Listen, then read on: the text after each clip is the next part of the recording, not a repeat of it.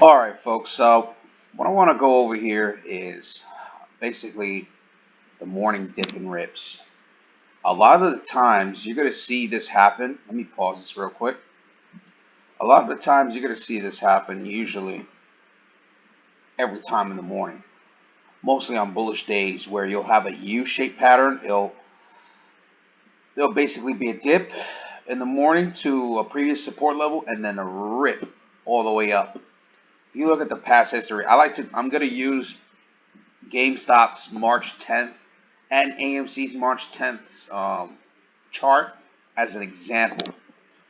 All right, so if we go to the previous days, you can see every single day we had an uptrend. We had a dip in the morning, then a rip back up. Always here happens. Scroll down. Scroll. Oops. That one here. We'll go to the next morning. Happen here, especially here. Dip or rip. Then it started going up. This is the 5-minute, by the way.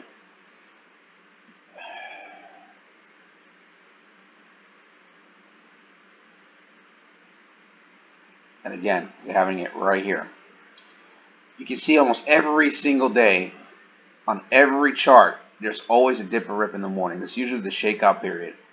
Um, it's one of the most important tools to use um, when you're trying to get a good entry, especially at the market open. Um, Go to the hourly chart here too. You can see always on every run up, there's always a dip and then a rip. The psychology behind it is you have buyers. Let's say, okay, this is a nice dip and rip here that happened. The entry is perfect because what happens is the folks that came in previously that were before you, they're holding for the next morning, hoping for a rip up. So some of the day traders or overnight traders, what they'll do is they'll wait till the next morning and sell. So they'll hold overnight, they'll sleep, wake up, they made a profit. Oh crap, let me take my profits. Dip. And then you'll watch the price dip right there. And you'll most likely either grab it or you'll get scared because you think it's going down. Well, chances are if there's a gap up in the morning, that's because there's strong price action and traders are expecting it to go higher. Now, if there's bad news, a bad catalyst, which I'll go over in my part 3 videos about how there can be bad news that can actually affect the stock and drive it down, that's a different story. But if there's good news and it's on its way up, chances are it's going to keep going. If you're in a situation where it's getting overpriced, it's going to pull back. But if there's still good news, there's still run up for it at that point. It's going to find a new equalization, basically. So, the price is going to equalize wherever the traders think it's going to equalize. It has nothing to do with technicals and it has nothing to do with how should I say? It has nothing to do with the fundamental value of the stock, like the intrinsic value.